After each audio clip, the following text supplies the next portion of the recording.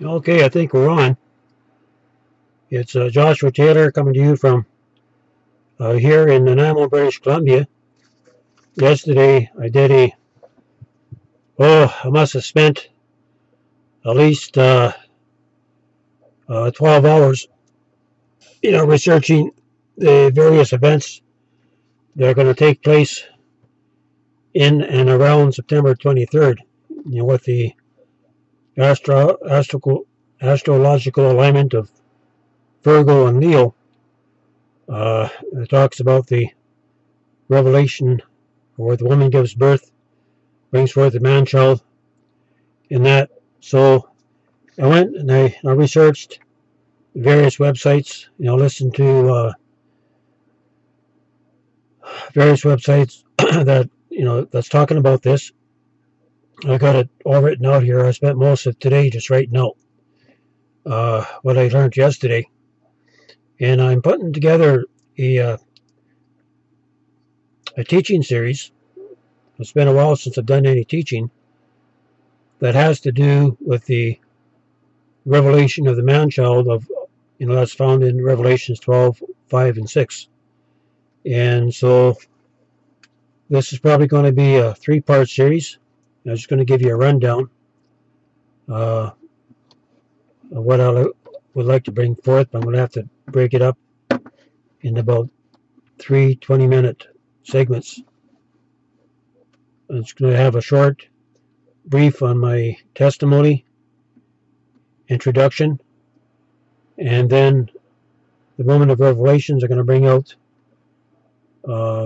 various aspects to try to identify who this woman of Revelation 12 is.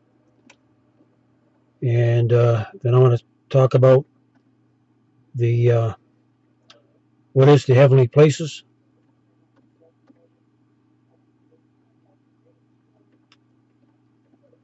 who represents the woman of Revelations 12, what is the wings of the great eagle, and the wilderness, and who is the remnant of her seed. So let's get into it. So this will be broken down into 3 segments. My testimony, when you look back over your shoulder, that gives you an understanding of the roadmap or the journey that the Lord has called you on. I'm just going to turn the light a little more this way.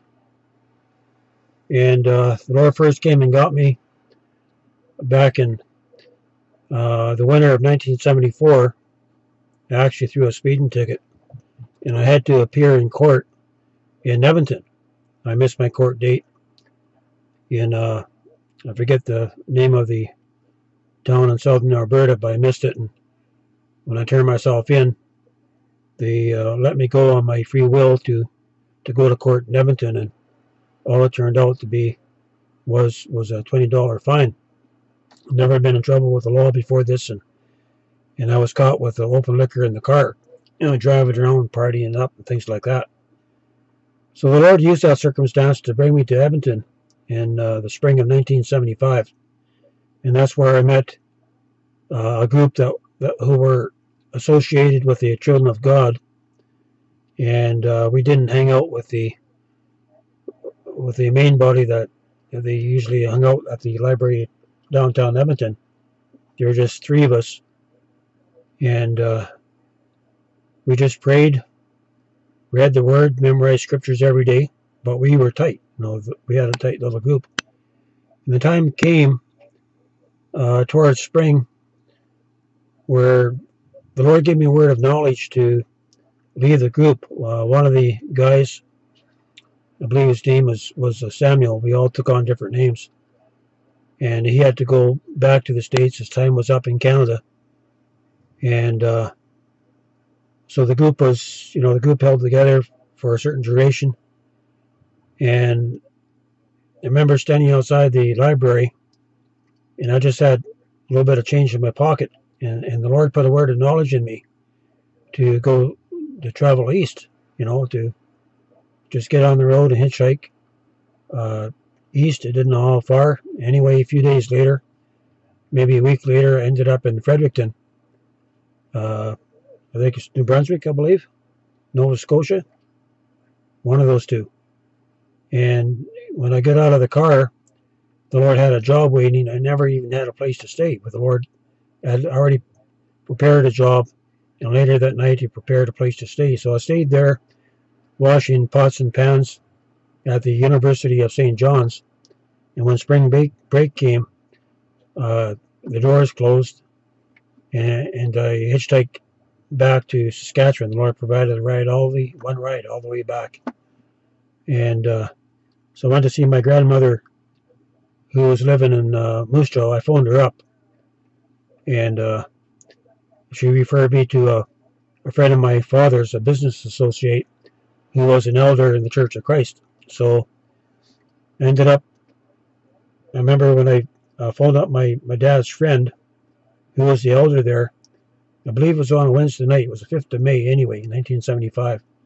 That he asked me about being baptized, and that's exactly what the Lord was teaching me in the scriptures. So I was baptized on the 5th of May.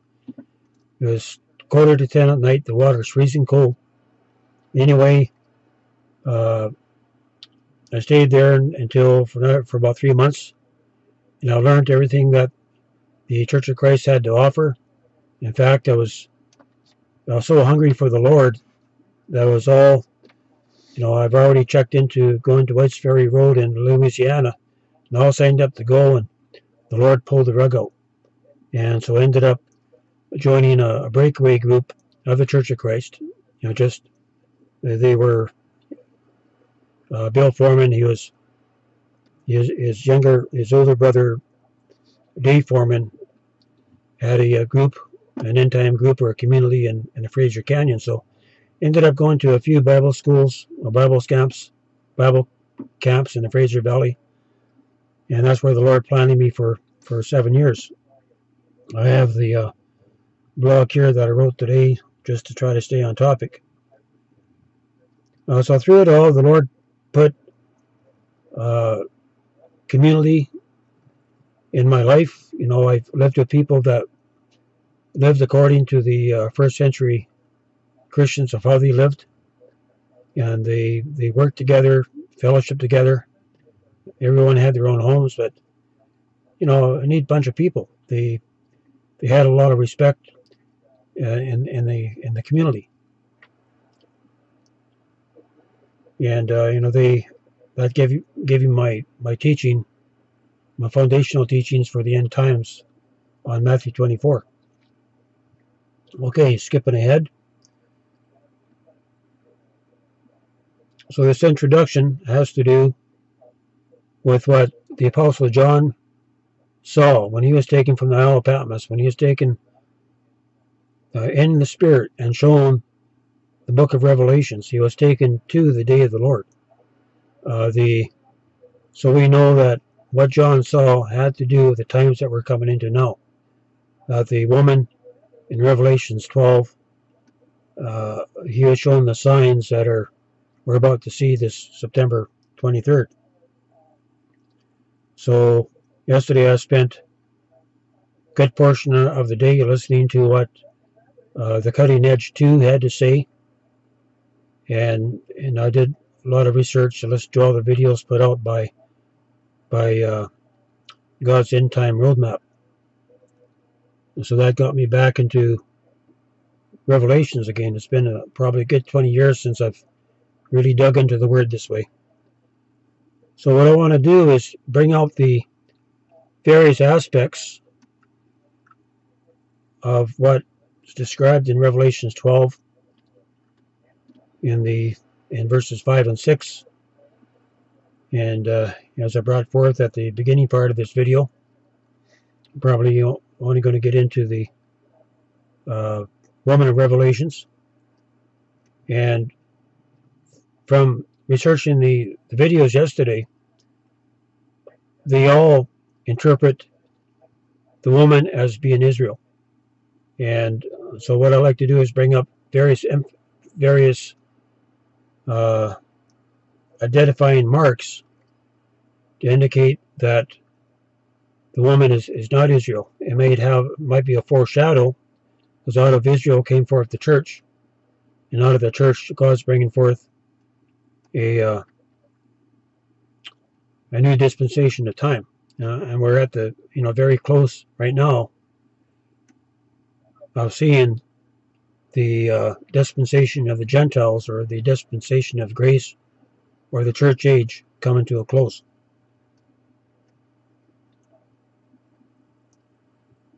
And for you that's been in the Word for a while, you have an understanding that the Word of God is, has a face value, but it also has deeper revelation. The more that you dig, the more deeper understanding that you get. That's just the way the Lord has made the Word. Those who are hungry, if they press in and search deeper, there'll be a greater revelation of the Word. Okay, the first identifying mark I want to bring out is that the woman was standing on the moon. What does that mean? These on these podcasts you're talking about, bringing forth all these different signs, but what does the moon represent? What does it mean when the woman is standing on the moon? And if we look at the moon is a reflection. It's not the source of light, but it's a reflection of the light. So we can look at the Old Testament, we can look at Israel, being a reflection or a foreshadow of what God's going to do. That the Lord had to bring forth and raise up Israel as a nation in order to bring forth Jesus, who was the initial man-child, so that Jesus went and he taught his apostles, and it's his apostles that went to the Gentiles and that's where the church came into being, right? So this woman standing on the moon, as far as I can see from the scriptures, has to do with the Old Testament. It has to do with Israel. It's not a direct reflection of the light. It's just reflecting the light. And when Jesus came, the scribes and Pharisees, they did not recognize the Messiah.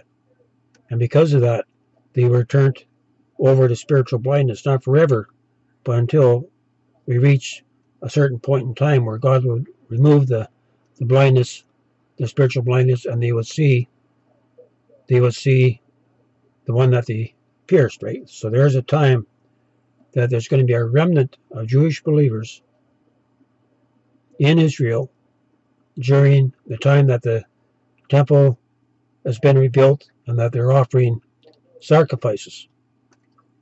And, at the time that the abomination of desolation is set up, there is going to be those who are going to recognize, like when the man of sin reveals himself for who he is, that the Lord is going to open up their eyes and they're going to see the one that they're pierced, that they're going to realize the one that they have pierced. And this is where great persecution is going to rise up against the Jewish people. Okay, 14 minutes. So out of the church dispensation, out of Israel, the Old Testament, we can say that, we have the prophets and the apostles. And so that gives us an understanding of the times that we're in. So the Lord had a reason for raising up Israel in order to bring forth the church. So we could say that Israel was the woman in her day who brought forth the man-child, or brought forth Jesus Christ initially. And so that's what I'm saying about the moon being a reflection of the light, not being the light. And where the Lord has raised up the church to be the light of the world, because Israel had failed in recognizing their Messiah, but that did not stop God from going ahead with this plan. I think I'm going to stop here. I want to keep these videos around 15 minutes, 16 minutes, no longer. And I'll come to you in part 2 on this Revelation series, the revelation of the man-child, found in Revelations 12, 5 and 6. Okay, get my mouse to work here. There we are.